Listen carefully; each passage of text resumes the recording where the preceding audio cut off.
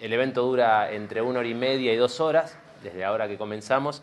Le vamos a contar ahora un poco de qué va todo esto, cómo vamos a trabajar, qué vamos a estar haciendo, y también alguna cuestión novedosa que hoy introducimos en este evento. Hace ya unos meses, este año comenzamos con Sofi. Bueno, hace tiempo hacemos talleres de filosofía, pero este año decidimos empezar con los eventos de filosofía a la gorra. Estuvimos yendo a provincia, estuvimos también aquí en Capital en otros lugares, y tratamos de hacer uno en cada lugar por mes, en total 2. Y en este último evento, el que estamos por comenzar ahora, decidimos hacer un cambio más que nada semántico, lingüístico, y también con algunas referencias filosóficas, por cierto, dejar de llamarlo filosofía a la gorra, que se entiende que filosofía a la gorra es un evento gratuito en el que al finalizar, ya luego pasaremos la gorra y comentaremos por qué hacemos eso, y empezamos a llamar a esta movida que venimos haciendo, filosofía nómada.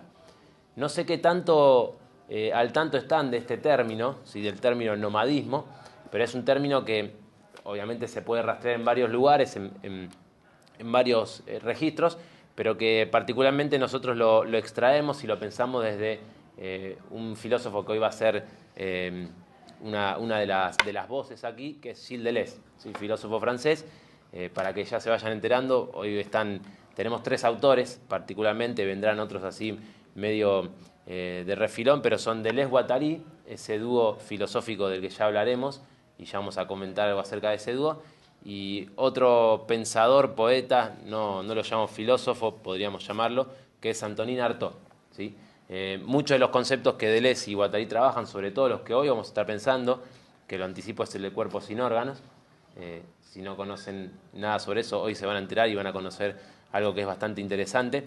Están influenciados por este escritor, ¿sí? Este poeta francés, Antonin Artaud, que es un poco contemporáneo a ellos, mueren en 1948, Deleuze y Guattari mueren ya en la década del 90, Guattari en 92, Deleuze en 95, pero lo han leído y mucho. Y de él extraen un concepto, que voy a dejar de llamarlo concepto porque dicen que no es justamente solo un concepto, ya vamos a especificar bien eso, de esta obra de Artaud que se llama Para acabar o para terminar con el juicio de Dios. No sé si la conocen, ya vamos a estar leyendo algunos pasajes, pero es una emisión radiofónica que él prepara para el 47, que le censuran, ¿sí? Y que recién se publica el siguiente año cuando él ya muere, ¿sí? Artaud muere en el 48 en el Instituto de Rhodes, y ya bastante mal. Ya vamos a comentar un poco de eso. Bien, elegimos este término que también ya veníamos maquinando, que es el de filosofía nómada, o filosofía del nomadismo, que es lo que vamos un poco a presentar hoy, antes de empezar a hablar del tema de hoy, que es la masacre del cuerpo, y cómo acabar con la masacre del cuerpo. Hay una referencia notable en Guattari, que es quien escribe ese texto del que ya voy a estar hablando, que es Para acabar con la masacre del cuerpo, al de Artaud. Pero bueno, queremos contarles, va a empezar Sofía a contarles un poco acerca del nomadismo, para pensar justamente qué sería una filosofía nómada en contrapunto con una filosofía sedentaria, ¿sí? Y les vamos a leer un fragmentito para un poco entrar en ese clima, ¿no? Sí. ¿Qué significa el nomadismo en términos filosóficos, ¿no? Sí, algo breve antes de entrar al tema en Bueno, cuestión así hoy. ¿Qué tal? Y de paso aprovecho para decir antes que si les interesa lo que hacemos, también nos pueden buscar por Instagram, por Facebook, y por YouTube también, como Filosofía del Pórtico.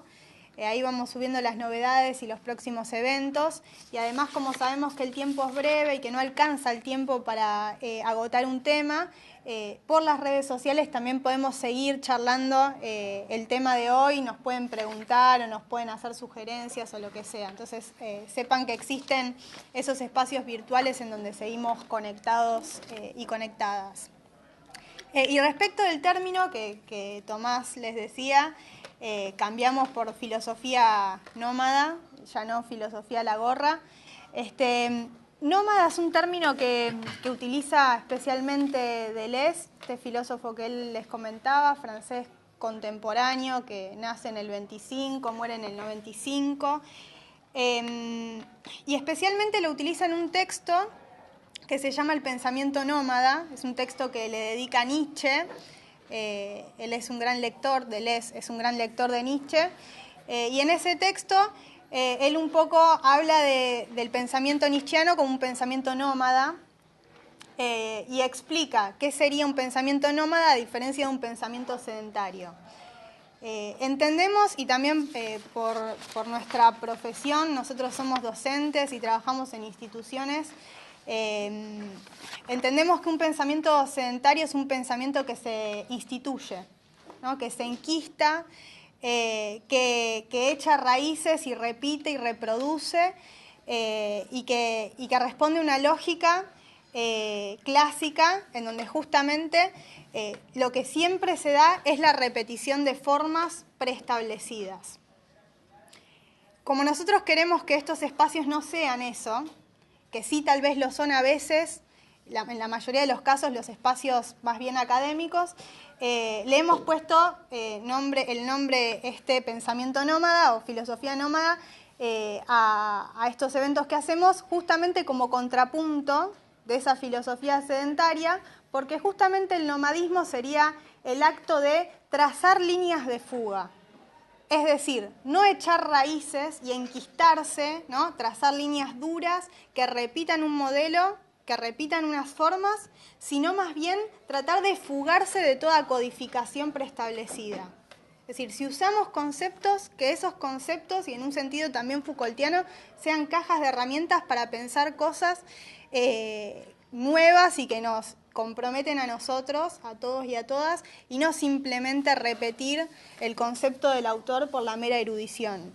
Entonces tratamos de que justamente el nomadismo ponga en juego eso, y que viajar no necesariamente es moverse, ¿no? Porque si bien nosotros viajamos para hacer estos eventos, como les decía Tommy, vamos a provincia, Palermo, San Telmo, nos vamos moviendo, la palabra nómada no significa necesariamente moverse localmente, moverse geográficamente, sino que significaría viajar in situ, es decir, viajar, moverse, pero desde el lugar, ¿no? Yo no necesito moverme físicamente a ningún lado para viajar. De hecho, muchas veces viajamos, nos movemos físicamente, pero no hay ninguna ruptura allí, ¿no? Y para Deleuze un verdadero viaje es un viaje de ruptura. Entonces, viajar in situ, que es la propuesta de filosofía nómada, es desde el lugar trazar una línea de fuga, ¿no? Poder romper una codificación o salirse, escaparse por un ratito, aunque sea, de una codificación. Tratar de huir, hacer huir. Así que quería leerles un pedacito de ese texto que les mencionaba. Es un texto del 73 y Deleuze nos dice: sabemos bien que en nuestros regímenes los nómadas no tienen cabida. No se escatiman medios para regularlos y apenas consiguen sobrevivir. Recuerden que en este texto está hablando especialmente de Nietzsche. Nietzsche vivió como uno de esos nómadas reducidos a no ser más que su sombra, de pensión en pensión. Pero por otra parte, el nómada no es necesariamente alguien que se mueve, ¿no? Esto mismo que les decía. No es necesario moverse o viajar geográficamente, localmente, sino que uno puede viajar desde el lugar. Hay viajes inmóviles, viajes de intensidad. Fíjense que viaje no es extensivo, sino que es intensivo, ¿no? Los viajes son de intensidades, no de extensiones. Y hasta históricamente los nómadas no se mueven como emigrantes, sino que son, al revés, los que no se mueven, los que se nomadizan para quedarse en el mismo sitio y escapar a los códigos. Sabemos que el problema revolucionario hoy consiste en hallar una unidad de las luchas puntuales que no restituya la organización despótica o burocrática del partido del aparato de Estado. Frente al aparato de Estado, la máquina de guerra, va a decir Deleuze. ¿no? Frente al aparato de Estado, a toda institución, el aparato de guerra. Una máquina de guerra que no remitiría a un aparato de Estado, una unidad nomádica en relación con el afuera, afuera con mayúscula, que no se sometería a la unidad despótica interna. Así que eso es un poco la propuesta nuestra recuperada de Deleuze. Bien, y con esto preparado, ¿no? Ya un poco explicado por qué el nomadismo, por qué esta reformulación al nombre del evento, ¿sí? Filosofía nómada. Como dijo ella, si bien nos movemos para llegar hasta acá, eso es más que obvio. El viaje se pone en marcha ahora, ¿no? Con los conceptos que los textos tienen allí y que nosotros extraeremos para interpelar, como siempre decimos, la realidad. El orden que vamos a tener hoy y que hemos preparado para que haya un hilo conductor al menos y que ustedes puedan seguirnos. Recuerden que, como siempre decimos, primero nosotros estaremos hablando alrededor de 1 hora y media y la otra media hora contemplada para el evento la abrimos para que nos hagan preguntas o para que comenten o para que aporten o lo que quieran. Así que si quieren ir apuntando cualquier inquietud, sería genial, ¿no? Justamente nosotros siempre decimos que aquí llegamos con los conceptos trabajados, con los textos leídos, pero lo que más nos interesa es justamente qué pasa luego, una vez que nosotros ya hayamos puesto sobre la mesa los conceptos y el modo en que nosotros hemos llegado a esos conceptos. Así que vayan teniendo en cuenta esto y nos interesaría que nos hagan alguna devolución o nos compartan o simplemente nos hagan preguntas. Luego intentaremos estar allí para contestar o para encarar las problemáticas. Antes de que Sofi comience, el orden va a ser así, ella va a comenzar con esta cuestión del cuerpo sin órganos que vamos a estar trabajando y presentando. Y recuerden que el evento de hoy está convocado con el título Para acabar con la masacre del cuerpo. Yo no sé si todos tienen idea de qué significa ese título, pero es el nombre de un texto de Guattari, ¿no? Por eso es lo que nos convoca. Guattari escribe este artículo, no está en ningún libro, ¿sí? No, al menos que yo sepa, si alguno sabe, avise. No lo vi en ninguna compilación, ninguno de esos libros, como puede ser La Isla Desierta, no aparece. Es un texto / artículo que él escribe para lo que se llamaba la Gran Enciclopedia de los Homosexuales, con el título de 3.000 millones de pervertidos o perversos, en la que participa él, Foucault, Deleuze, Sartre también, muchos otros pensadores, y allí publican artículos de este tono. La referencia es clara, ¿sí? El texto de Artaud es para acabar con el juicio de Dios o para terminar con el juicio de Dios. El artículo de Guattari es para acabar con la masacre del cuerpo. Nosotros le hemos extraído ese título para llamar al evento de hoy de esta manera y vamos a estar girando en torno a esto. ¿Qué significaría masacrar el cuerpo? ¿Qué relación hay entre la masacre del cuerpo y un cuerpo sin órganos? Pensar un cuerpo sin órganos, que si nunca escucharon hablar de esto, será muy interesante y novedoso. El término ya aparece en Artaud, ¿sí? El de cuerpo sin órganos, la cuestión de la organización, el organismo, todo esto que vamos a estar pensando. Pero quiero, para ya un poco marcar el terreno y darle el pie a Sofi, leer un pequeño fragmentito de esta emisión radiofónica. Antes comento, Artaud tiene una vida bastante atormentada, ¿sí? Nace en el 1896, fin de siglo, y muere en el 1948. Lo decimos esto más que nada para que lo puedan ubicar y para que sea interesante hacer el vínculo del pensamiento con contexto siempre. Y tiene una infancia complicada, ¿sí? Entre varios acontecimientos señalo aquel en el cual él se cae y se da un golpe muy fuerte en la cabeza, sufre bastante, le deja secuelas importantes. Y ya para 1914 es un muchacho depresivo, ¿sí? Los padres muy inquietos lo llevan a hacer ver y Artaud pasa muchísimo tiempo en los institutos. Hasta acá hay un momento que es crucial. Bueno, publica sus primeros libros en el 25-26, El pesa nervios, que hemos traído aquí para para también hacer unas referencias, un librazo, por si no han entrado una en Artaud, comento que es el primero que le escribe, siempre sale con el ombligo de los limbos porque los publica en fechas cercanas, ¿sí? El Pesanervios, ya incluso el título nos puede invitar a pensar algo, ¿no? El Pesanervios, pero hasta el 36 se da un giro decisivo en la vida de Artaud, que se va de Europa, se va de Francia. Él quiere abandonar la racionalidad europea, ¿sí? Quiere abandonar todo lo que tiene que ver con la homogeneización de la representación y se va a México, ¿sí? Más precisamente viaja a conocer los Tarahumara, no sé si saben quiénes son, es un grupo de indios del que vamos a estar haciendo alguna referencia, y ahí encuentra él como esta cuestión de el enigma prerracional de la vida. Esto le estoy afanando las palabras textual, ¿sí? ¿Qué es este enigma prerracional de la vida? Y ahí empieza a elaborar él lo que yo voy a llamar una filosofía de la intensificación, ¿sí? Donde una idea es idea si es vivida, si se hace cuerpo. Esto es muy nietzscheano, ¿no? Si la idea se hace cuerpo. ¿Qué significa que una idea se hace cuerpo, no? Vamos a estar rondando por allí. En el 36 hace ese viaje, vuelve con otro bocho, ¿sí? Con otra cabeza desde ya, y pasa unos últimos años, 9 años de su vida, internado, ¿sí?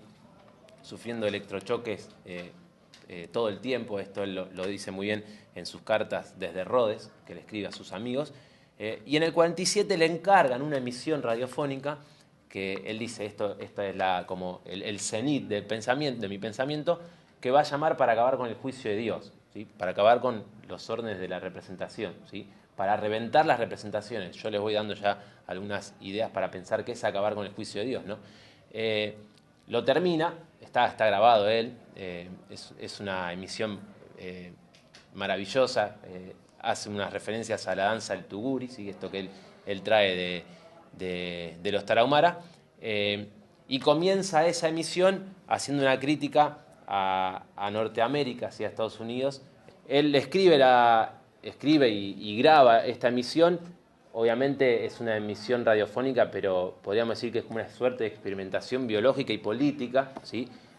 Y que va a sufrir censura y represión, ¿sí? ¿Por qué? Porque lo censuran, no la pasan.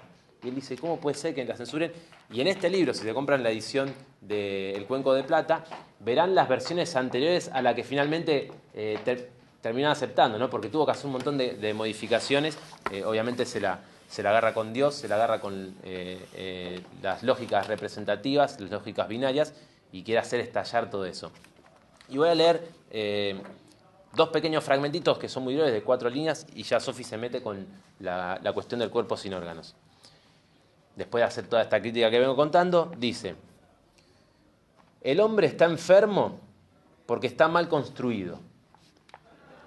Hay que decidirse a desnudarlo para rasparle ese animálculo que lo devora mortalmente. Buenas. Dios es quien lo devora al hombre. Dios es el que lo devora mortalmente. Y con Dios sus órganos. Y dice, porque pueden atarme si quieren, pero les digo, no hay nada más inútil que un órgano. Cuando lo hayan convertido en un cuerpo sin órganos, que es lo que vamos a estar pensando, entonces lo habrán librado de todos sus automatismos y lo habrán devuelto a su verdadera libertad. Entonces le enseñarán de nuevo a bailar al revés. Deleuze, en el artículo que Sofi va a leer de cómo hacerse un cuerpo sin órganos, hace muchas referencias entre el cuerpo sin órganos y la danza, ¿sí? Le enseñarán de nuevo a bailar al revés, como en el delirio de los bailes populares, que él experimenta cuando viaja a la Sierra Tarahumara, ahí en Chihuahua, ¿sí? Donde conoce estas cuestiones prerracionales. Y ese revés será su verdadero anverso.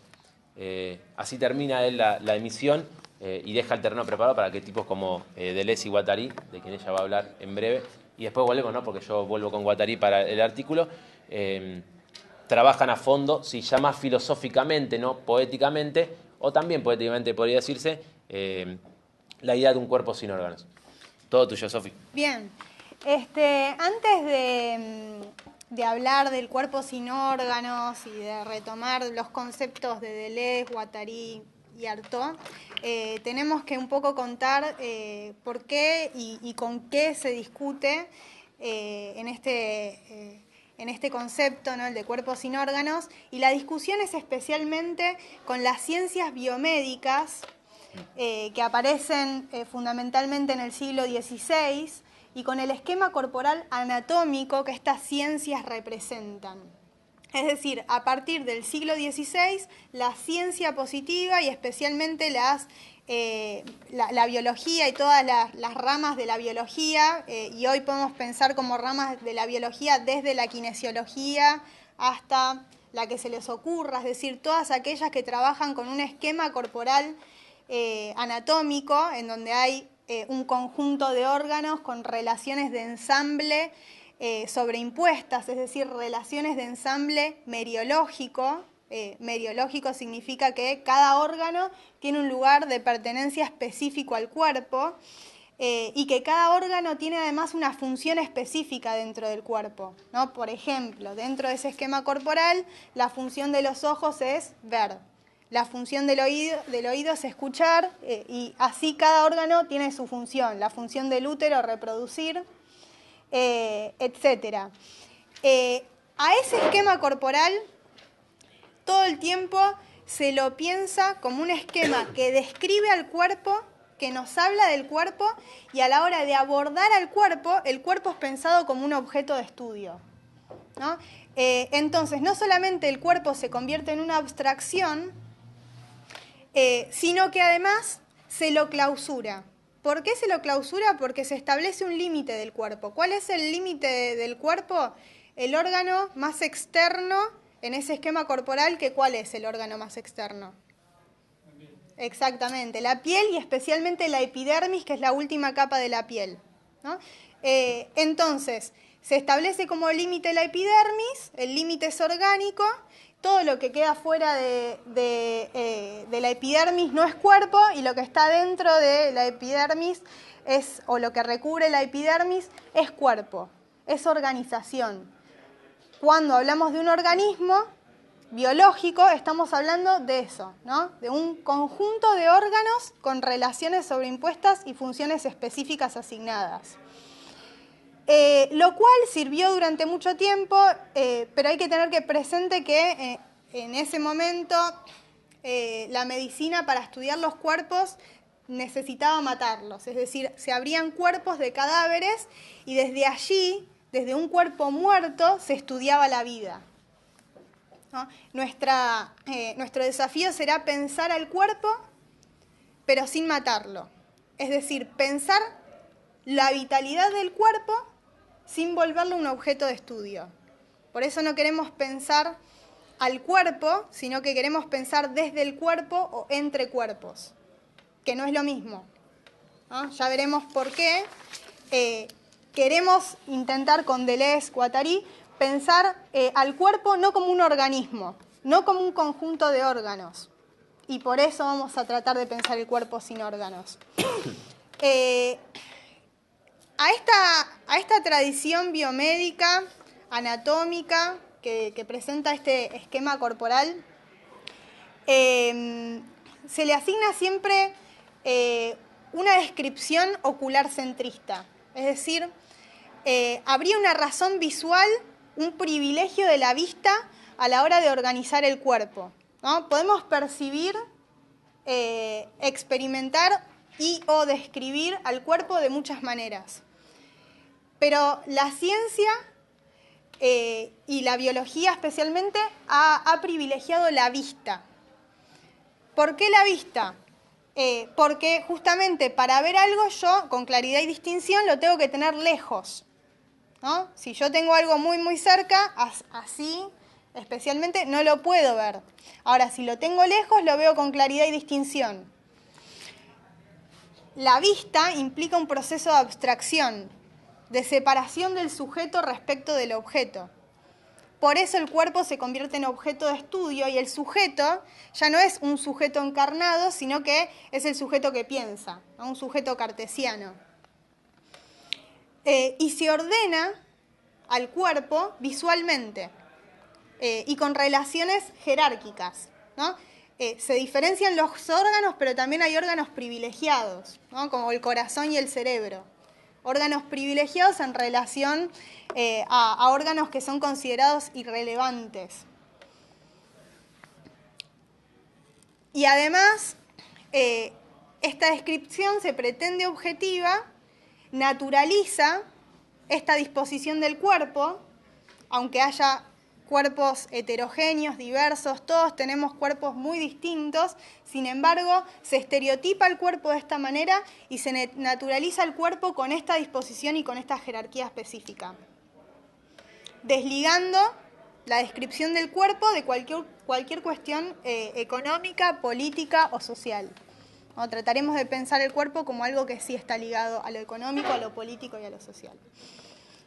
Entonces, contra esto vamos a tratar de discutir y especialmente a partir de la teoría celular. Es decir, a partir del siglo XVII, con la teoría celular no solamente estudiamos las organizaciones macro, sino también las organizaciones micro.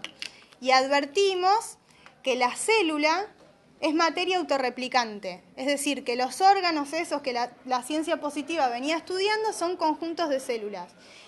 Y las células son materia autorreplicante, es decir, que somos materia autorreplicante. Todo lo que existe es materia autorreplicante. Ahora, esa materia autorreplicante se replica no por reproducción, sino por sesgo.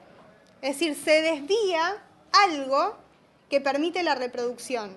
Con esto advertimos que la vida no es la repetición, sino que es la diferencia, es el sesgo.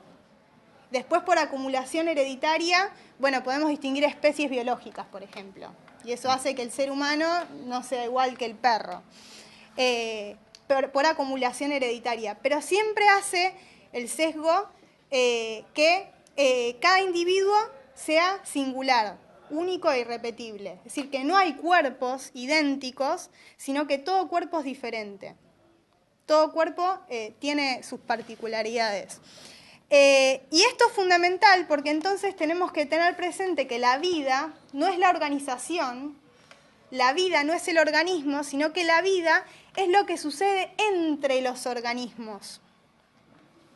Ya que las variaciones, los sesgos se dan en relación con el medio ambiente, ¿no? Entonces, lo que permite que un ser humano o no humano viva es la relación con el medio ambiente, es lo que sucede entre cualquier organización, lo que desacomoda esa organización. Y por eso es fundamental pensar el movimiento, los ritmos cotidianos, los ritmos que habitan nuestro medio, ¿no? Porque los ritmos que habitan nuestro medio nos componen o nos descomponen físicamente, ¿no? Generan hábitos corporales y presten atención a esto, ya no estoy hablando de esquema corporal, sino de hábitos corporales.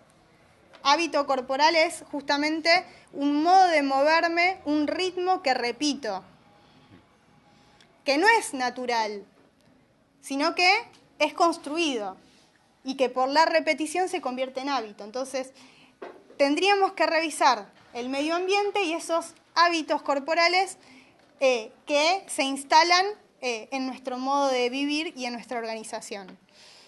Por eso, ahora sí, Deleuze y Guattari, en varios de sus textos, pero especialmente en un capítulo, no, en una meseta, porque no son capítulos, una meseta de 1000 mesetas, este texto es del 80, dedican una buena parte a hablar de cómo hacerse un cuerpo sin órganos, ¿no? Y justamente roban este concepto de Artaud, que es el de cuerpo sin órganos, que Artaud ya lo había enunciado en ese texto, o en esa emisión radial, para pensar al cuerpo como algo que excede lo meramente orgánico, como algo que va más allá del orgánico. El cuerpo va a empezar a definirse, y no solamente desde Artaud, ¿no? Sino desde Spinoza, por ejemplo, toma muchas categorías de Spinoza, se va a definir por dos cosas. Por la potencia, es decir, el límite no sería los órganos, el límite no sería la piel, sino que el límite de un cuerpo es su potencia, y no sabemos lo que un cuerpo puede, no sabemos de lo que un cuerpo es capaz hasta que experimenta, y además el cuerpo va a ser definido por las relaciones. El cuerpo no es un conjunto de órganos, sino que es un complejo de relaciones. complejo es distinto que conjunto, porque cuando hablamos de conjunto referimos especialmente a la teoría de conjuntos, no hace falta que se acuerden de matemática, pero más o menos tienen seguramente alguna idea de qué es teoría de conjuntos. Lo que más nos importa de allí es que en un conjunto siempre las partes remiten a un todo, y el todo es más importante que la parte, ¿no? Entonces el cuerpo es pensado como un rompecabezas, en donde cada pieza se ensambla en ese rompecabezas final. Frente a la teoría de conjuntos, el cuerpo como complejo reticular es un cuerpo que no tiene principio ni fin y que no tiene una organización definida, sino que se va construyendo, componiendo y descomponiendo sobre la marcha. El cuerpo sería un agenciamiento, un nodo de relaciones. Buenas. Por eso Artaud decía, piénselo como una danza, ¿sí? Como una especie, que es un término que utilizan Guattari y Deleuze, como una interminable procesión, ¿sí? Más como una experimentación y una práctica, ¿sí? Que como una a priori, ¿sí? Por ahí nos vamos a estar metiendo, ¿no? Pero recuerden esta referencia a Artaud, yo vengo acá como a siempre mencionarlo porque en todas sus poesías, que no es fácil detectarlo, ¿sí? Son poesías de un nuevo lenguaje, ¿sí? Es una experimentación que lleva a fondo Artaud, pero piénsenlo todo como una experimentación, ¿sí? Piensen al cuerpo sin órganos, que es lo que vamos a estar pensando, como una especie de emprendimiento, ¿sí? No como asimilación. No hay asimilación, no hay encaje aquí, no hay acomodarse a algo ya preestablecido, sino que hay una experimentación constante, ¿no? Y respecto de la experimentación, también es sumamente importante que si no vamos a pensar al cuerpo de manera orgánica, pensemos que el cuerpo también se compone con lo inorgánico, ¿no? El cuerpo se compone y se descompone, por supuesto, con lo inorgánico. Y en esta meseta que les comentaba, de este texto, en casi toda la meseta, pero yo señalé especialmente un parágrafo. Nuestros autores, digo nuestros porque este texto es escrito a dúo, ¿no? Lo escribe Deleuze y Guattari juntos, lo escriben y en ningún momento avisan cuándo está hablando cuál. No es casual esto, lo escriben a dúo para romper un poco con la idea de identidad, de representación y poner en evidencia que incluso la noción de cuerpo puede extenderse e ir más allá de la biología, porque si dijimos que el cuerpo se define por su potencia y por la relación, si el cuerpo es un agenciamiento, no solamente el cuerpo es cuerpo biológico, sino que el cuerpo es cuerpo político, cuerpo social, cuerpo económico. Un libro es un cuerpo, por ejemplo, ¿no? Es un complejo de relaciones con distintas intensidades. Incluso lo que interesa, que también luego vamos a estar pensando algunos pasajes del Antiedipo, que también escriben juntos, Deleuze y Guattari, pensar y qué significaría esto. Sí, perdón, y estos libros son parte del mismo proyecto que es Capitalismo y Esquizofrenia, ¿no? Por que eso lo tienen como subtítulo también allí. verán que está como subtítulo de los dos, son parte del mismo proyecto. Y el libro como agenciamiento, ¿no? Esto es una idea bastante interesante para pensar. Este libro es el resultado del cruce de dos registros, ¿sí? De una heterogeneidad. Después le íbamos a comentar un poco, pero Guattari... De N registros, porque no solo Claro. Deleuze y Guattari, sino toda la gente, las obras, los gestos, Los personajes conceptuales que aparecen en el libro. Pues un poco esta filosofía de la ficción que también aparece en Foucault, o al menos eso yo veo. Pero lo que nos interesa justamente es que vean es el resultado de un Guattari que no es filósofo, ya vamos a estar pensando, pero viene del mundo de la psicología, del psicoanálisis, más particularmente. Es un alumno seguidor de Lacan, y obviamente cuando se junta con Deleuze se va para otro lado. Sobre todo, en lo que hoy a nosotros nos interesa, que es en donde yo me voy a meter como punto final del evento, la cuestión del deseo, ¿sí? Cómo piensan el deseo en contrapunto con el psicoanálisis y qué repercusión tiene el deseo en el cuerpo. Toda, ¿no? Ahí vamos a estar un poco metiéndonos en estas cuestiones. Pero el libro es producto de este agenciamiento y queríamos hacer esa mención porque luego vamos a estar leyendo la Guattari individual, ¿no? Pero estas dos obras que tenemos particularmente son el fruto de esta reunión, ¿no? este cruce de registros. Sí. Bueno, entonces les leo el fragmento que les decía de cómo hacerse un cuerpo sin órganos, así se llama la meseta, cuando remiten a Artaud para explicar y retomar este concepto.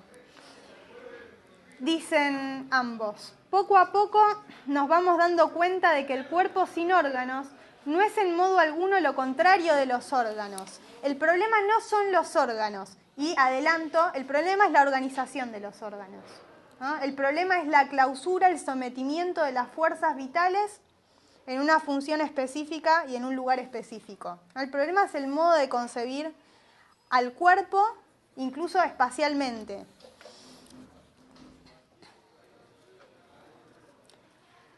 Sus enemigos no son los órganos, enemigos del cuerpo sin órganos, no son los órganos. El enemigo es el organismo, es decir, el conjunto de órganos, el esquema corporal. El cuerpo sin órganos no se opone a los órganos, sino a esa organización de los órganos que llamamos organismo. Es cierto que Artaud libera una batalla contra los órganos, pero al mismo tiempo está contra el organismo. Su enemigo es el organismo. El cuerpo es el cuerpo, está solo y no tiene necesidad de órganos. El cuerpo nunca es un organismo. Los organismos son los enemigos del cuerpo. El cuerpo sin órganos no se opone a los órganos, sino que en sus, entre comillas, órganos verdaderos que deben ser compuestos y situados, se opone al organismo, a la organización orgánica de los órganos. Hoy incluso todavía es polemiquísimo para pensar porque hay mucha gente que vive gracias a lo inorgánico, ya sea alguna sustancia que consume o sino también a aparatos tecnológicos que componen su cuerpo, como puede ser un bypass. El juicio de Dios, en bastardillas, porque se refiere al juicio de Dios en Artaud, el sistema del juicio de Dios, el sistema teológico, es precisamente la operación de aquel que hace un organismo. Y piensen que la ciencia moderna se vuelve teológica cuando entiende que el esquema corporal es una radiografía del cuerpo, ¿no? Describe el cuerpo tal cual es, habla de los cuerpos y en realidad el esquema corporal es una abstracción, es tan abstracto como el concepto de Dios. Una organización de órganos que llamamos organismo, porque no puede soportar al cuerpo sin órganos, porque lo persigue, porque lo destripa para adelantarse y hacer que prevalezca el organismo. El organismo ya es eso, el juicio de Dios, ¿no? Cuando nacemos y nos dicen, bueno, esta parte del cuerpo sirve para esto, o por ejemplo cuando nos definen genéricamente a través de los órganos genitales, por ejemplo, ya estamos destripando al cuerpo.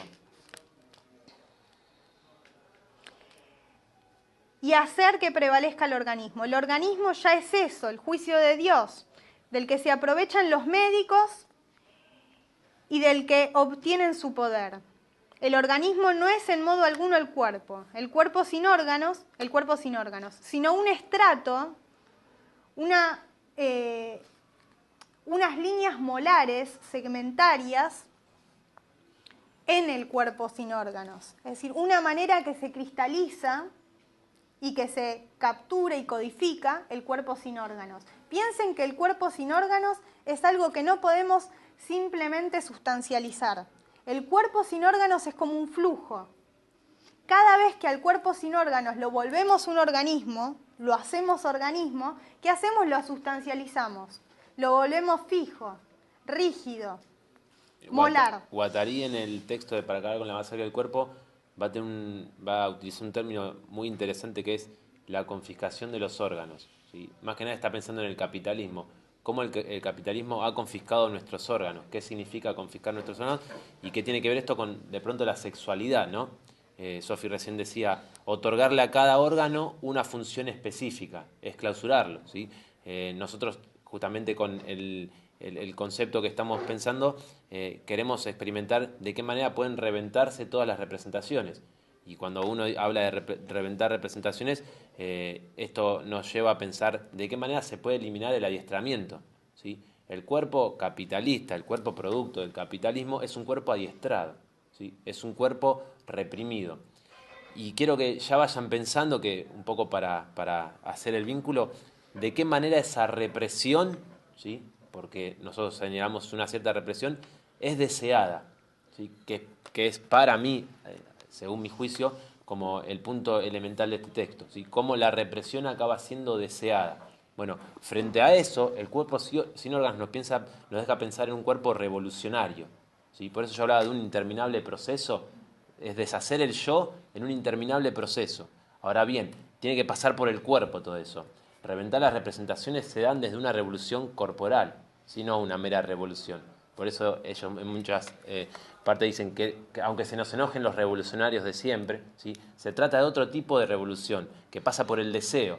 Y en tanto que pasa por el deseo, pasa por el cuerpo, ¿sí? Pero nosotros lo pensamos justamente desde el capitalismo. Pero vayan ya haciéndose esa idea, cómo la represión acaba siendo deseada. Frente a esa represión deseada, con estos términos nosotros queremos pensar en el deseo revolucionario. Esa es como la fuerza, el contrapunto, ¿sí? Del que nosotros nos vamos a valer para contrarrestar la represión deseada. Cómo acaban los hombres deseando su propia represión. Cómo este deseo de ser reprimido repercute en el cuerpo, ¿sí? Y piensa en cualquier eventualidad cotidiana, ¿no? En los colegios, en la fábrica, en la familia, ¿sí? Y cómo eso no hace más que fomentar los aparatos de reproducción de la esclavitud, ¿no? Cómo constantemente nosotros, aun cuando creemos que estamos generando algún choque, no hacemos más que fomentar, ¿no? Los órdenes clásicos de representación binaria, ¿no? Pero ya empecemos a pensar, sugiero nada más, en esa línea, ¿sí? En cómo la represión es deseada y cómo eso pasa por el cuerpo, ¿no? Bueno, y ya que está, antes de terminar de leer la cita, agrego a lo que dice Tomás que la revolución, la verdadera revolución para estos autores no es una revolución molar, rígida, identitaria, ¿no? No es una revolución de la representación, no es una revolución partidaria, sino que es una revolución molecular, ¿no? Que pasa por lo molecular, por lo más chiquitito.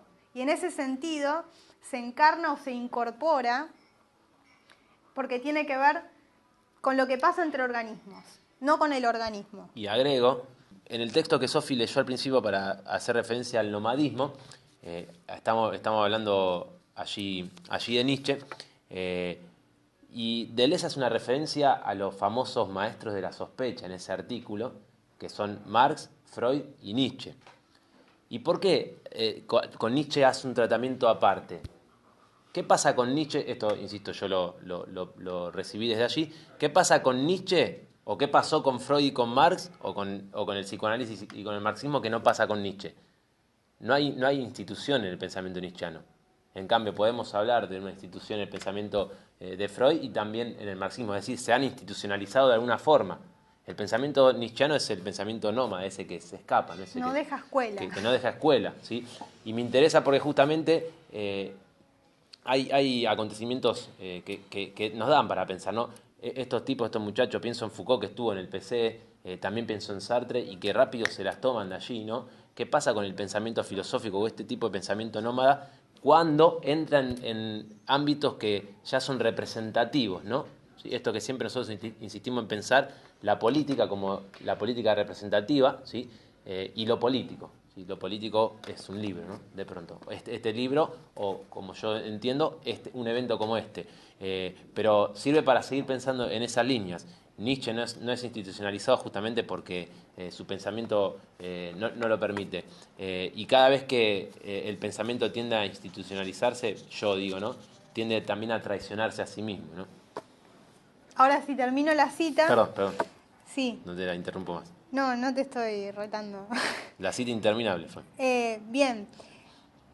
Entonces el organismo no es en modo alguno el cuerpo sin órganos, sino un estrato molar sustancializado en el cuerpo sin órganos. Es decir, un fenómeno de acumulación, de coagulación, de sedimentación, que le impone formas, funciones, uniones, organizaciones dominantes y jerarquizadas, trascendencias organizadas para extraer de él un trabajo útil. Volvemos a los cuerpos, cosas, cosificamos los cuerpos, los volvemos objeto de estudio, y no solo objeto de estudio, sino que además la medicina se pone al servicio de todo un sistema que ya adelantó Tomás, que es capitalista, y adiestramos esos cuerpos para que sean útiles para el capitalismo, ¿no? Las funciones son funciones que se le asignan a los órganos, son funciones que son sobreimpuestas y que tienen un fin específico. Yo recién les mencionaba el útero, ¿no? El útero, aparato reproductor. ¿Por qué los úteros tienen que reproducir? ¿No? ¿Es político el término que se le asigna y la función que se le asigna al útero? ¿O es una mera descripción? ¿Puede el útero no reproducir? Como ejemplo, porque podríamos pensar cualquiera de los órganos que tienen una función específica cuando en realidad podrían tener múltiples funciones. No sé si Tommy lo va a mencionar, pero en el texto de Guattari, por ejemplo, habla del ano, que se le asigna una función de excreción y, por ejemplo, se le relega la función del placer. ¿Por qué se le asigna esa función escatológica y no se le asignan funciones de placer? Bueno, es político también y también tiene que ver dónde publica el artículo esto que está mencionando. Incluso, esto también... que escandaliza. No termina la cita. No, acabó la cita. Esto que incluso escandaliza, pensar la impenetrabilidad del cuerpo masculino, ¿no? Esto es siempre un tema bastante complejo, ¿no? El cuerpo masculino es impenetrable, es invulnerable, ¿sí? Y cuando Guattari escribe para acabar con la masacre del cuerpo, hace referencia al ano justamente como el orificio que está tanto en el cuerpo de los hombres como en el de las mujeres, ¿no? Pero el hombre no puede experimentar ese placer, ¿sí? Y de hecho, si uno asocia cierto placer con el ano, siendo hombre, va a sufrir inevitablemente una condena, una represión, y eso es lo que nosotros llamamos el adiestramiento del cuerpo, ¿no? ¿Sí? Porque se cosifica el cuerpo ligándolo, ¿sí? Ligándole sus órganos, a funciones específicas. Bueno, ahí lo podemos pensar también cómo nuestros cuerpos están adiestrados para el trabajo, ¿no? ¿Cuántas horas pasamos en el trabajo con hábitos corporales muy, muy específicos? ¿No? ¿Cuánto tiempo nuestro cuerpo se mueve libremente, espontáneamente, y cuánto tiempo nuestro cuerpo se mueve automáticamente? ¿No? Repite gestos que son gestos del trabajo, o gestos, por ejemplo, que tienen que ver con el espacio que manejamos o que nos manejamos acá, que es el espacio urbano. ¿No? Termino la cita. Los estratos son ataduras, pinzas. Atadme si querés. Cita ahí. Esto es lo que leímos antes. Artaud. Constantemente estamos estratificados. Entonces, frente a esto, la propuesta del cuerpo sin órganos. Y hacerse un cuerpo sin órganos es deshacer el organismo, deshacer esas organizaciones sobreimpuestas, deshacernos de esos hábitos corporales, de esos gestos adoptados y reproducidos automáticamente. Y frente a esto y frente a esa concepción del cuerpo que yo les decía que es una concepción del cuerpo ocular centrista, que privilegia la razón visual, explorar el cuerpo sin órganos implicaría tener una percepción más bien áptica con H. Una percepción áptica significa una percepción que comprometa todos los sentidos y principalmente el sentido del tacto. ¿Por qué principalmente el sentido del tacto? Porque yo, para tocar, necesito estar cerca, necesito proximidad. Y generalmente ese es el sentido que, por lo menos desde la ciencia positiva, es el sentido que siempre relegamos, que siempre dejamos de lado, porque justamente la proximidad implica ambigüedad, ¿no? La proximidad es difusa. Como yo les decía hace un rato, si yo me acerco a esto así, la verdad que veo todas las letras del libro difusas. no puedo ver con claridad y distinción. Pero es en esa difusión en donde yo permito percibir los matices de la realidad, una realidad que siempre se presenta en movimiento y que siempre se presenta como flujo, ¿no? Cada vez que estatizamos, que representamos, que introducimos en una forma la realidad, la cristalizamos. Pero ahora, en el tiempo presente, y en un ahora del instante, en un tiempo iónico y no cronológico, el ahora siempre es móvil. Y los cuerpos viven porque son móviles. Es decir, porque el corazón está latiendo, porque la sangre está fluyendo, etc. Y por eso es necesario no solamente esta percepción áptica, que implica una atención, estar atentos con los sentidos despiertos, especialmente el tacto, en relación con el medio ambiente y con los movimientos de ese medio. No solo eso, sino además pensar al cuerpo con una localización múltiple, que es completamente contraintuitivo, porque nosotros naturalmente o culturalmente pensamos con una lógica clásica binaria, en donde una cosa no puede estar en un lugar y en otro lugar simultáneamente al mismo tiempo, ¿no? Por ejemplo, yo no puedo estar parada y sentada ahora en el mismo sentido, porque eso sería contradictorio.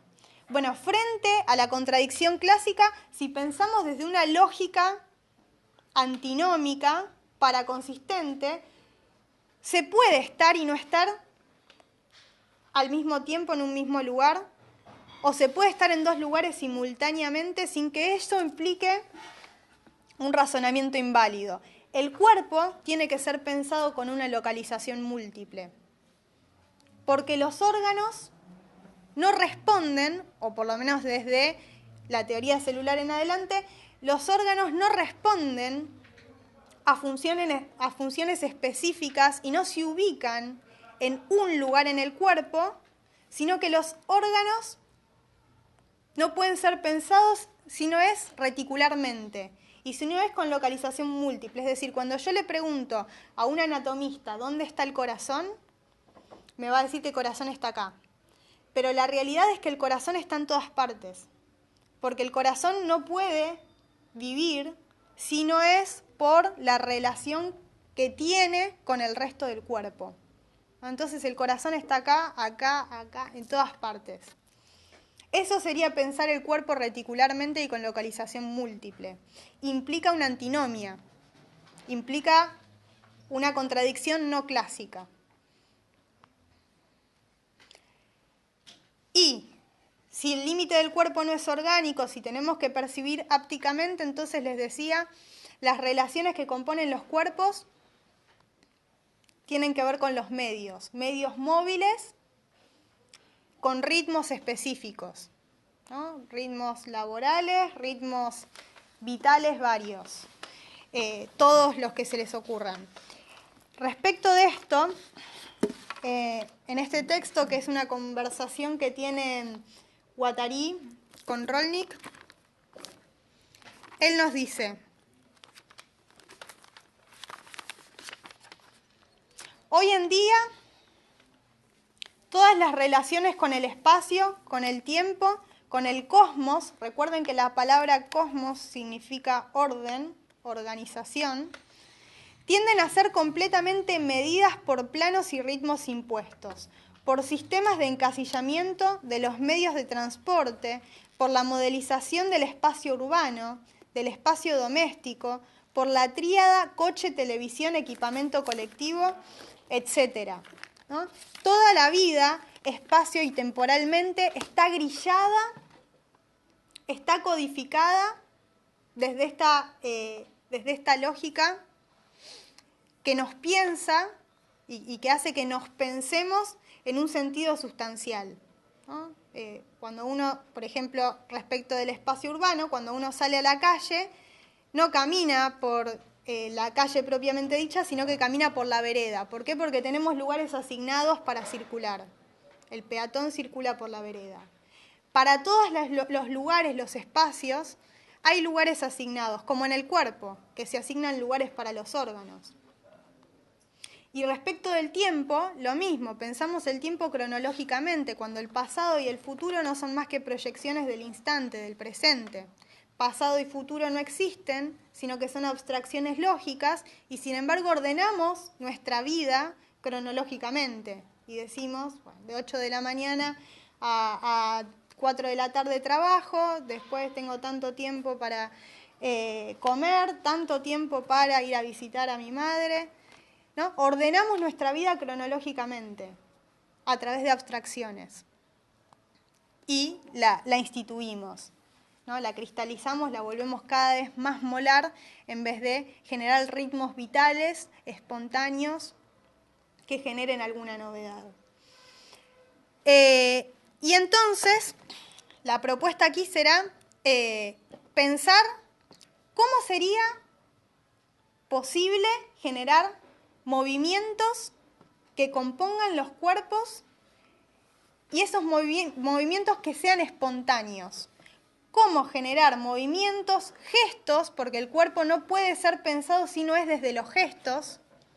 Si pensamos al cuerpo como algo móvil, no podemos pensarlo desde los órganos, sino que hay que pensarlo desde el movimiento. Y la expresión corporal es siempre gestual.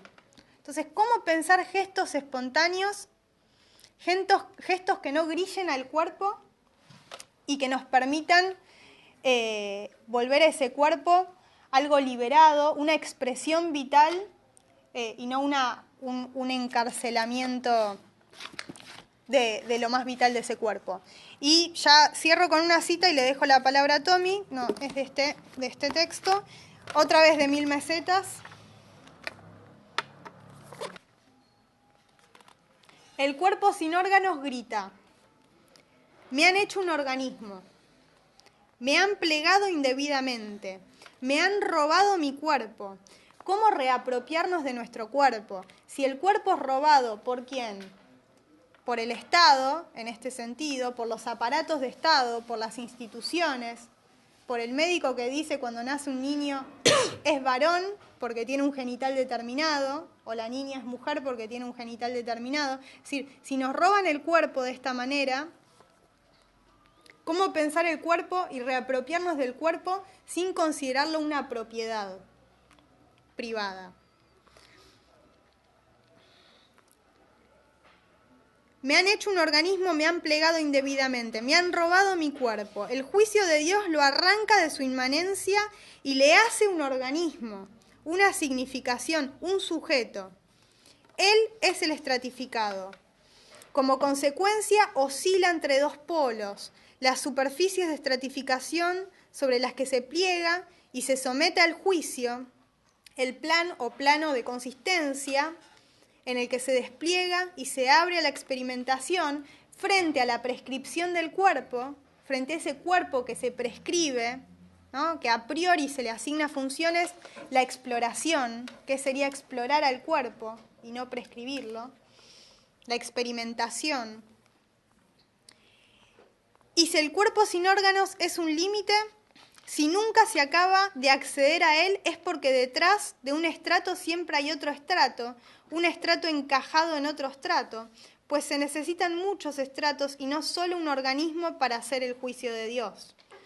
Combate perpetuo y violento entre el plano de consistencia que libera el cuerpo sin órganos al conjunto de los estratos. El cuerpo sin órganos opone la desarticulación o las N-articulaciones, es decir, frente a ese cuerpo estratificado, proponer la desarticulación o las N-articulaciones, la conjunción, los agenciamientos, las relaciones, ¿no? Cómo componernos relacionalmente con otros cuerpos sin órganos, ¿no? Cómo ampliar nuestra potencia, cómo afectarnos alegremente.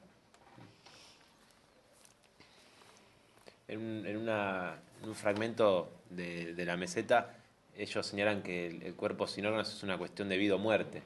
También dicen de juventud o de vejez, de alegría o tristeza, ¿sí? Eso es lo que se pone en juego. ¿Sí? Sí, allí porque retoma categorías de De Spinoza. Spinoza, claro, que era el que mencionamos, el que mencionó Sofía al principio. ¿Qué es eso? Las pasiones tristes serían lo que descompone mi cuerpo, las pasiones alegres serían lo que compone mi cuerpo, ¿no? Lo que potencia mi cuerpo, lo que hace que mi cuerpo pueda cada vez más, porque la potencia no es una propiedad, no es algo que se tiene, sino que es el poder de efectuar, ¿no? La efectuación de La un valor. efectuación, claro. Incluso sirve muchísimo, la referencia a Spinoza es constante. Si yo pienso al cuerpo en esos términos, por supuesto lo estoy pensando en estado de apertura, ¿sí? Que es un poco lo que ahora nos está interesando. Entonces, la experimentación como operación en ese plano. Nada significante, no interpretéis jamás. Y acá se está peleando con el psicoanálisis que interpreta. No vamos a hablar de esto, pero básicamente una pequeña referencia frente, y por eso habrán notado que el título de ese libro es El Antiedipo, discuten con el psicoanálisis, frente al psicoanálisis que concibe al inconsciente como un teatro de la representación. Ellos van a pensar al inconsciente como una fábrica de producción. El nomadismo como movimiento, incluso para dos. Movete, no dejes de moverte, viaja inmóvil. ¿Qué quiere decir desarticular, dejar de ser un organismo? ¿Cómo explicar hasta qué punto es simple y que lo hacemos a diario? ¿Cuánta prudencia se necesita? Acá siempre va a ser para ellos muy importante el cuidado a la hora de experimentar. Cuidado porque muchas veces en esa experimentación me juego la vida y puedo depotenciar mi cuerpo, puedo descomponer mi cuerpo. El arte de la dosis y el peligro y la sobredosis. No se puede andar a martillazos, sino con una lima muy fina. Se inventan autodestrucciones que no se confunden con la pulsión de muerte. Deshacer el organismo nunca ha sido matarse, sino abrir el cuerpo a conexiones que suponen todo un agenciamiento, circuitos, conjunciones, niveles y umbrales, pasos y distribuciones de intensidad, territorios y desterritorialización medida a la manera de un agrimensor. Pensemos al cuerpo como un sismógrafo. Eso es pensar al cuerpo ópticamente.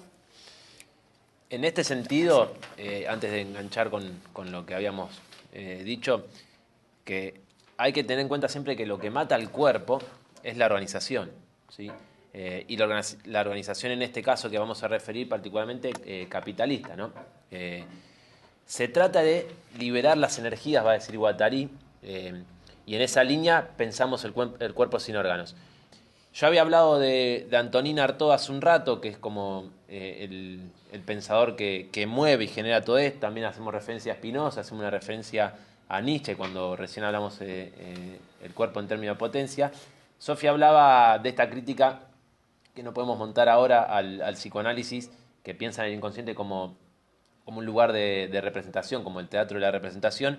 Y en Artaud ya está la idea de eliminar el teatro de la representación. De hecho, él inspira a muchos dramaturgos posteriores. Y en contrapunto propone el teatro de la crueldad. ¿Sí? El teatro de la crueldad es justamente la eliminación de todo tipo de representación. ¿Sí? Cuando hay representación no hay novedad. ¿Sí? Cuando hay representación hay sometimiento, hay sumisión. ¿Sí? Lo que se busca es producir novedad, y en ese sentido Artaud va a pensar el teatro de la crueldad. Así que es un texto que yo recomiendo, que ahora no trabajaremos, pero que viene acompañado en esta versión que yo hace un rato decía, para acabar con el juicio de Dios, porque es una misión bastante corta. Bien, entonces con este terreno ya preparado, yo decía, ahora viene la parte quizás más concreta, como hace un rato señalaba. Tenemos lo teórico, sin dejar de pensar que el cuerpo sin órganos es una práctica, una experimentación.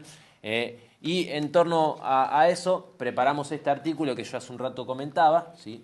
Muy intenso artículo, que se llama Para acabar con la masacre del cuerpo, que a su vez le da nombre al evento de hoy. Este artículo Guattari lo escribe en el 73. Insisto, yo no lo encontré en libros, no tengo esa data. lo encontré en internet y como les comentaba, forma parte de la gran enciclopedia de los homosexuales, en la que escribe junto a varios de estos amigos que hemos mencionado. Y lo escribe en el 73, y hago esta referencia porque este texto es escrito en el Antiedipo, del que voy a leer un pasaje tremendo, que les vamos a regalar para que se lleven a maquinar, en el 72. ¿Sí? Es cierto, es un libro escrito en un proceso largo, pero en el 72 es publicado. Y en el 73 sale este artículo, o sea, estamos ahí en el mismo terreno. Y lo bueno de este artículo es que es mucho más sencillo de captar que este texto. Este texto hay que armarse bien para meterse en él. Es un texto complejo, pero lleno de herramientas, como decíamos hace un rato. Yo preparé algo, se me ocurrió preparar, siempre organizo todo en torno a 3 puntos, a 3 tópicos y meterme en ellos justamente a interpelar el texto. Los 3 puntos que yo voy a estar trabajando los digo como referencia para que lo vayan, si quieren, hola, ¿qué tal?, acomodando en sus cabezas. En primer lugar, pensar el cuerpo como superficie de inscripción cultural. ¿Sí?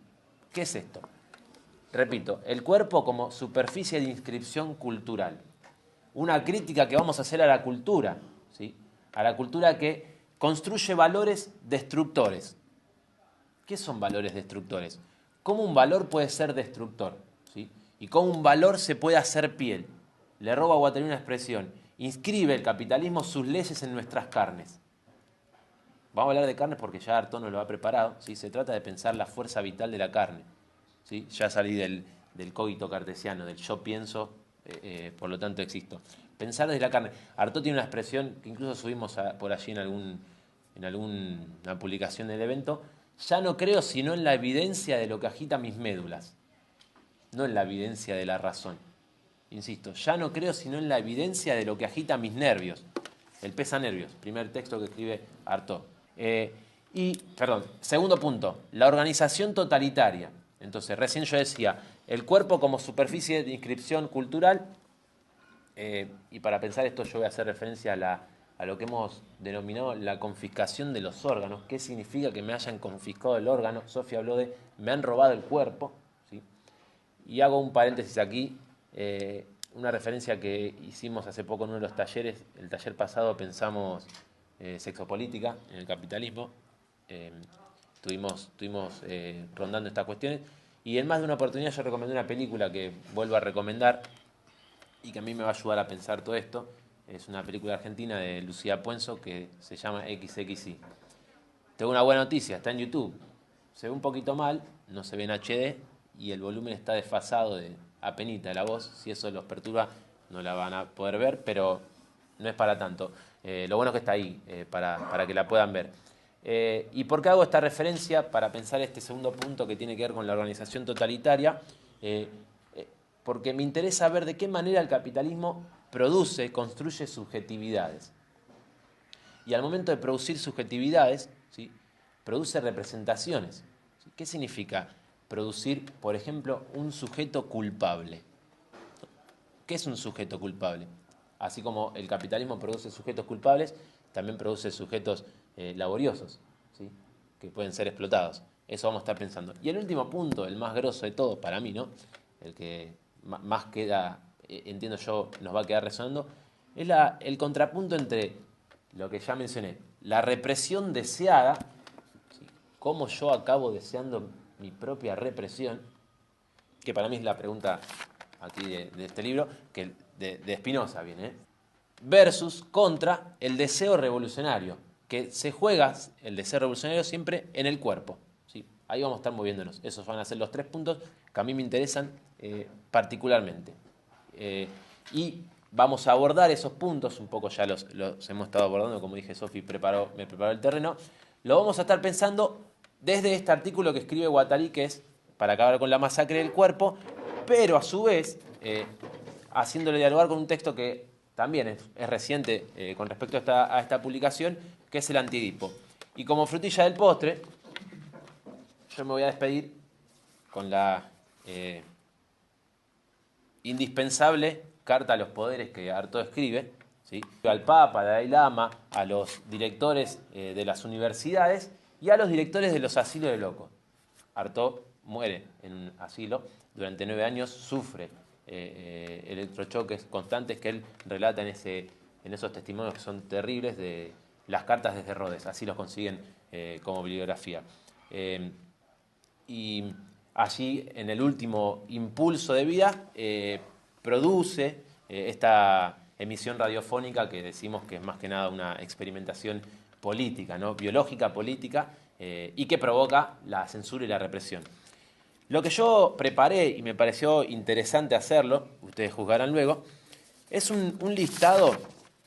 Después chumel, en internet está esto, el artículo está en internet.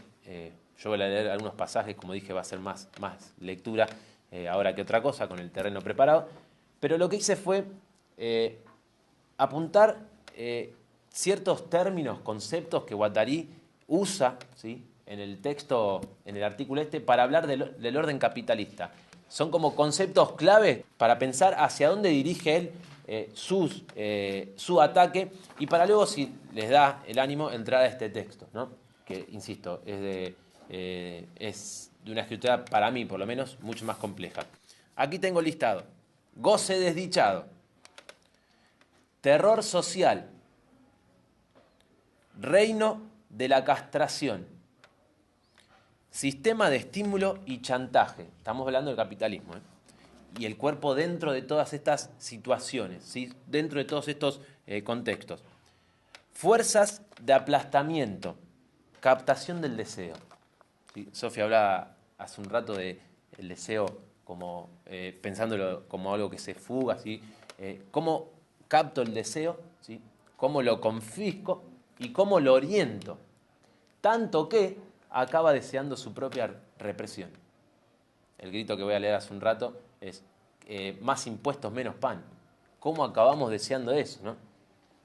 La gran astucia del capitalismo es que todo aquello que se fuga, ¿no?, todos esos deseos que se fugan de ese sistema, a la larga o a la corta terminan siendo codificados por el mismo sistema, reabsorbidos, convertidos en mercancía, ¿no? Eso sería un poco codificar al deseo, confiscar al cuerpo. Producción de culpabilidad, decíamos hace un rato. Propio de la organización totalitaria es producir culpabilidad, ¿sí? Y esto es milenario, no de hace 3 días o hace 20 años. Esto es milenario. Reglas de eficiencia, ¿sí? Este contrapunto que a mí me gusta pensar entre el winner y el loser, ¿no? Están los winners y están los losers, no hay puntos intermedios, ¿no? Y deja todo por ser un winner. Hay capítulos incluso de Black Mirror interesantes para pensar esto, uno que se llama 15 millones de méritos, ¿sí?, para pensar esta lógica binaria, ¿no? O sos un exitoso o sos una nada, ¿sí? Aparatos de esclavitud. Agilizo. Estereotipos de la sexualidad oficial, ¿sí? Sexualidad oficial. Así como también hay un diagnóstico de catálogo mundial, ¿no? Orden esclavista. Y una heteronormatividad fundamental. Exactamente. Que tiene que ver con esta cuestión de la impenetrabilidad del sexo masculino. Máquina de castración. Había hablado de reino de castración. Máquina. Realidad social organizada y controlada. Los administradores del sexo. La producción de la demanda. Sistema social de inscripción. Rentabilidad mercantil. Este me encanta. Neurosis de acumulación. Y en esa sintonía, mística de la propiedad. Son todos, él no hace un listado, él lo aclaro por las dudas, cuando vayan al texto lo van a encontrar como ahí disperso, pero siempre ronda por allí. Todos estos conceptos en referencia a este orden capitalista que reproduce la esclavitud. Mística de la propiedad, del tener, ¿no? Pienso yo. Que tiene que ver con la demanda, ¿no? Bien, en esa sintonía está este libro. Primer punto que quiero trabajar, decía recién, el cuerpo como superficie de inscripción cultural, ¿sí? Sofi me preparó el terreno en el sentido de que de lo que se trata es de dejar de sustancializar el cuerpo. ¿Qué significa sustancializar el cuerpo? Convertirlo, decíamos hace un rato, en objeto de estudio. Y para que el cuerpo sea un objeto de estudio, debe ser pensado como algo pasivo, como algo a priori, ¿sí?, como algo inerte. En términos sartreanos, hago una especie de digresión aquí, pensar al ser para sí, que es el existente humano abierto, como un ser en sí, como una piedra. Siempre hago esta referencia que me encanta. El hombre siempre acaba convirtiéndose en una pasión inútil porque aspira a ser Dios, dice Sartre. ¿Sí? Aspira a cosificarse. Dios es lo inerte. ¿Sí? Hay que acabar con Dios, ¿no? Pero Dios es lo inerte. El hombre aspira a eso. ¿Sí? Se cosifica. En esta sintonía quiero que pensemos cómo la cultura construye, decía hace un rato, valores destructores que se inscriben en nuestras carnes. ¿Qué significa esto? Propio de la construcción de un valor que destruye es la confiscación de los órganos, recién ella decía, otorgarle a los órganos funciones específicas. Sofía habló de algo que a mí me viene llamando poderosamente la atención, que es el aparato reproductor, ¿sí? Que también lo hemos charlado en otras oportunidades. Se piensa al órgano ligado a una función específica, reproducir. Yo recién hablaba, cuando tocaba estos conceptos, acerca de la temporalidad capitalista, de las urgencias. Esto provoca unos trastornos muy zarpados en la mujer. ¿Sí? ¿Por qué? ¿Qué pasa si yo llamo a un órgano aparato de reproducción o aparato reproductor? Lo estoy condenando, ¿sí? Además de que lo acabo de confiscar, lo estoy condenando a una función específica. ¿Sí? Entonces, y esto Simone de Beauvoir lo trabaja muy bien en El segundo sexo, la mujer es madre. ¿Sí? En el eterno femenino, que la historia ha construido, la mujer es la madre, la que tiene que tener hijos. Entonces me llegó la edad biológica en la que, el reloj en la que estoy complicada, ¿sí? ¿Y qué hago? Pues me tengo que enamorar de alguien, ¿no? O me tengo que enganchar con alguien. Es una forma de castrar el cuerpo, ¿sí? Es una forma... También, ahora, ¿no? En nuestros tiempos, exactamente, lo podemos pensar desde ahí. Pero es una forma de castrar el cuerpo, es una forma de adiestrarlo. ¿Sí? El deseo de ser madre, dice Simone de Beauvoir. ¿De dónde proviene? ¿Sí? Y en el colegio, entre otras instituciones, colegio, familia, no se habla del placer, ¿sí? No se habla de la reproducción.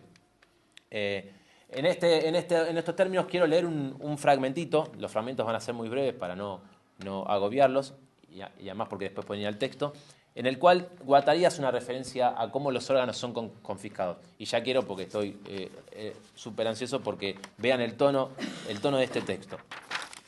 No les digo página de referencia porque yo lo hice así, está en internet. Ya no podemos soportar que se nos robe nuestra boca, nuestro ano, nuestro sexo. Estoy hablando de la confiscación, nuestros nervios. Artaud decía, ya no creo sino en la evidencia de lo que agita mis médulas. Nuestros intestinos, nuestras arterias, para hacer de ellas las piezas y los engranajes de la sucia mecánica de producción del capital, la explotación y la familia. La familia como institución también castradora. Ya no podemos permitir, son una serie de 4 ya no. Ya no podemos permitir que se hagan de nuestras mucosas, nuestra piel y todas nuestras superficies sensibles unas zonas ocupadas, controladas, reglamentadas y prohibidas. Es decir, asignarle al órgano una función específica. Tercer, ya no podemos. Ya no podemos soportar que nuestro sistema nervioso sirva de retransmisor al sistema de explotación capitalista, estatal y patriarcal. Uno de los tópicos de este texto es destruir el poder masculino. Ni que nuestro cerebro funcione como una máquina de suplicios programada por el poder que nos cerca. ¿Sí? El andar pidiendo siempre, ¿no? Ya no podemos sufrir, y el último, el soltarnos, retener nuestras cogidas, nuestra mierda, esto es Artaud dice esto allí, nuestra saliva, nuestras energías. Todo esto conforme a las prescripciones de la ley y sus pequeñas transgresiones controladas. Incluso las transgresiones son controladas, ¿no? Cuando uno, esto que decíamos hace un rato, aun cuando uno cree que está transgrediendo algo, ¿sí? está haciendo funcionar en algún cierto sentido. Nosotros queremos hacer volar en pedazos al cuerpo frígido, encarcelado y mortificado, que el capitalismo no cesa de querer construir con los desechos de nuestro cuerpo viviente. ¿Sí? Toda la vida deseante, toda la vida sexual y toda la vida afectiva, ¿sí? es reconducida, ¿sí? por este orden de la representación capitalista. Y yo me marqué aquí en el texto una referencia a un poema muy breve que Artaud escribe en el Teatro de la Crueldad, acerca de hacer estallar el cuerpo. Nuestro querido Antonio dice lo siguiente. Es una especie de postscriptum, cuando ya acabó. ¿Quién soy? ¿De dónde vengo? Soy Antonín Artaud. Y si lo digo, como sé decirlo, inmediatamente verán mi cuerpo actual estallar en pedazos y reunirse con 10.000 aspectos notorios en un cuerpo nuevo donde no podrán nunca más olvidarme. No lo traje porque ya era mucho. Artaud escribe un texto dedicado a Van Gogh, que es El suicidado por la sociedad, donde él tiene esta expresión se trata de acumular cuerpos. ¿Sí? ¿Qué es esto de acumular cuerpos? ¿No? Bueno, hacer estallar el cuerpo, no reducirlo a una cosificación. Bien, el segundo punto que quería trabajar y que estaba mencionando hace un rato, y me voy apurando un poco porque el que más me interesa es el del deseo, y con eso ya vamos a terminar, para darle la palabra a ustedes, es la cuestión de la organización totalitaria. ¿Sí? Decíamos hace un rato, el capitalismo produce sujetos de culpabilidad. ¿Qué significa esto? Produce a sujetos, como yo hace un rato mencionaba, laboriosos, sumisos. ¿Sí? En el capítulo que referí hace poco de Black Mirror, en el de 15 millones de méritos que recomiendo vean, está muy bueno para también pensar en estos términos, en un momento determinado del capítulo a los participantes que van a los reality shows tipo American Idol, les dan un traguito, un juguito que se llama sumisión. ¿Sí? Que no es que te ata del todo, sino que te permite revelarte en los términos que el capitalismo ya ha preparado. ¿Sí? Entonces, aún la transgresión es organizada. Esto es lo fundamental. La organización totalitaria organiza incluso las transgresiones. Entonces, todo lo que tiende a fugarse, mejor dicho, es obturado. ¿Sí? Entonces, en esa obturación, el deseo, ¿sí?, queda atrapado, ¿sí?, y acabamos deseando nuestra propia represión. La cultura construye valores que son mortíferos. Esto Nietzsche ya lo ha dicho muy bien y lo ha experimentado muy bien. Sobre todo para pensar esto recomiendo la genealogía de la moral. Pero esos valores que la cultura construye los inscribe en el cuerpo, ¿sí?, y organiza los cuerpos totalitariamente. Frente a esa organización totalitaria, nosotros ya sabemos, lo que cabe es la construcción de un cuerpo sin órganos, que como bien dijo ella y agregó, no se trata de un concepto, no se trata de una a priori, sino de una práctica. ¿Sí? El CSO, el cuerpo sin órganos, que es la abreviación que van a encontrar en todos lados, es una experimentación. ¿Sí? Es desechar el yo. ¿Sí? Es una filosofía de la intensificación. ¿Sí? En términos de Artaud, volver a pensar la vida como un enigma prerracional. ¿Sí?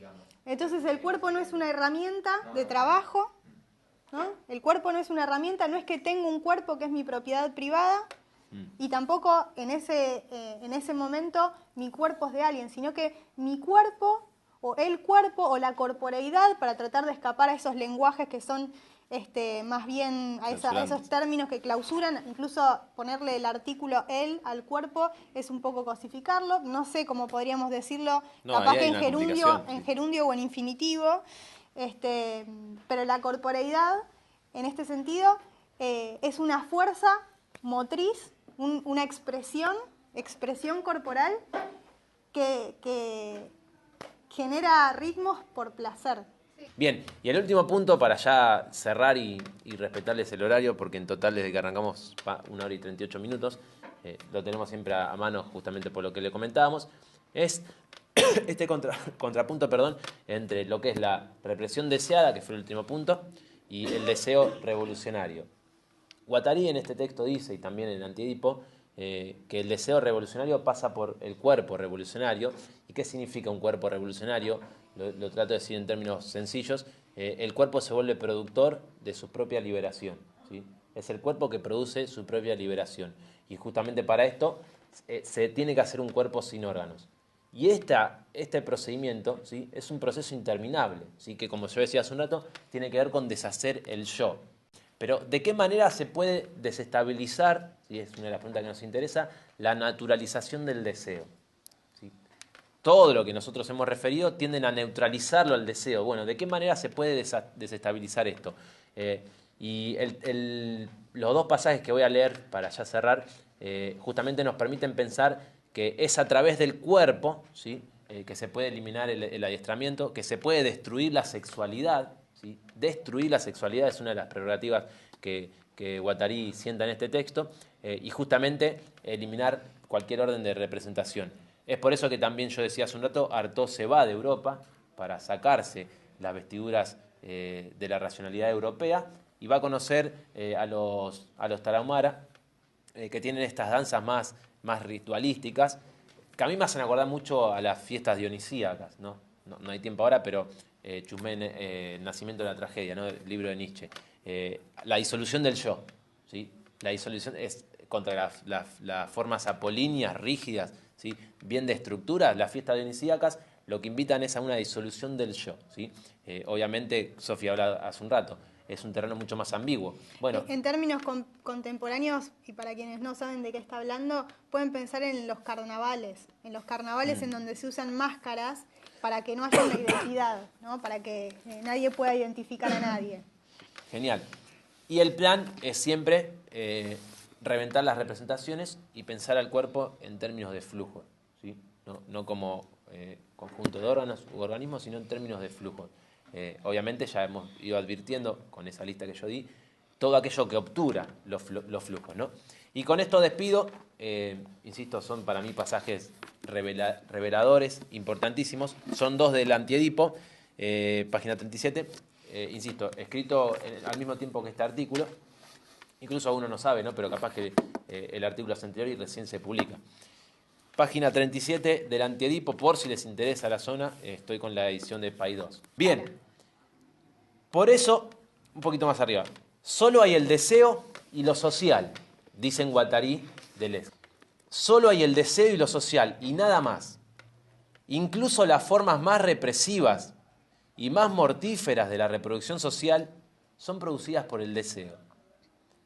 En la organización que se desprende de él bajo tal o cual condición que deberemos analizar, ¿sí? La organización totalitaria tiene que ver con esta cuestión del deseo. Por ello, el problema fundamental de la filosofía política, y el problema de este libro, ¿sí? Con esta clave entramos en él, sigue siendo el que Spinoza supo plantear. Y cita, ¿por qué combaten los hombres? Por su servidumbre como si se tratase de su salvación. Y esto yo decía hace un rato, ¿cómo puede ser que lleguen a gritar, queremos más impuestos, menos pan? Como dice Reich, lo sorprendente no es que la gente robe o que haga huelgas, para pensar los tiempos de hoy, ¿no? Lo sorprendente es que los hambrientos no roben siempre y que los explotados no estén siempre en huelga. ¿Por qué soportan los hombres desde siglos la explotación, la humillación, la esclavitud, hasta el punto de quererlas no solo para los demás, que eso ya sería escandaloso igual, ya es escandaloso, sino también para sí mismos? Nunca Reich fue mejor pensador que cuando rehúsa invocar un desconocimiento o una ilusión de las masas, atentos porque esto es clave, rehúsa invocar un desconocimiento de las masas o una ilusión de las masas para explicar el fascismo. ¿Cómo explicamos el acontecimiento que es el fascismo? Y cuando pide una explicación a partir del deseo, en términos de deseo, el fascismo se explica desde el deseo, ¿sí? La revolución se hace desde el cuerpo, ¿sí? Es el cuerpo revolucionario, insisto, productor de su propia liberación. No, las masas no han sido engañadas. Ellas desearon el fascismo en determinado momento, en determinadas circunstancias. Y esto es lo que precisa explicación, que es lo que van a tratar de explicar en este libraco. Esta perversión del deseo gregario. Y me vuelo al toque, y con esto cierro y ya los escuchamos. Página 125 de Paidós. Ya corrió un poco de agua en el libro. El verdadero peligro radica en este lugar. Si el deseo es reprimido, reprimir es un deseo, se debe a que toda posición de deseo, por pequeña que sea, tiene motivos para poner en cuestión el orden establecido de una sociedad. No es que el deseo sea asocial, dicen, esto es genial, sino al contrario, el deseo es perturbador, ¿sí? El deseo revolucionario. ¿Sí? No hay máquina deseante que pueda establecerse sin hacer saltar sectores sociales enteros. La de Artaud es una máquina tremenda. ¿Sí? Tanto que, bueno, a él le censuran la emisión radiofónica y recién la publican cuando ya ni se entera, ¿no? Sufre mucho Artaud la composición de esa emisión. Después chusmen, escúchenla, porque incluso está en YouTube. Piensen lo que piensen algunos revolucionarios, acá está el palito, ya sabrán a quién. El deseo en su esencia es revolucionario, el deseo, no la fiesta.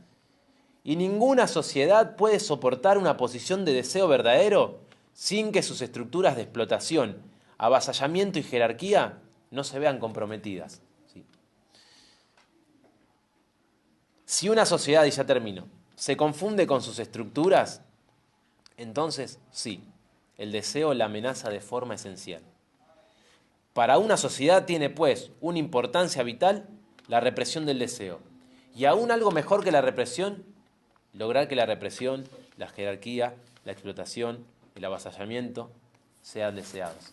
¿Sí? O sea, lo más peligroso, además de la represión, es que sea deseada.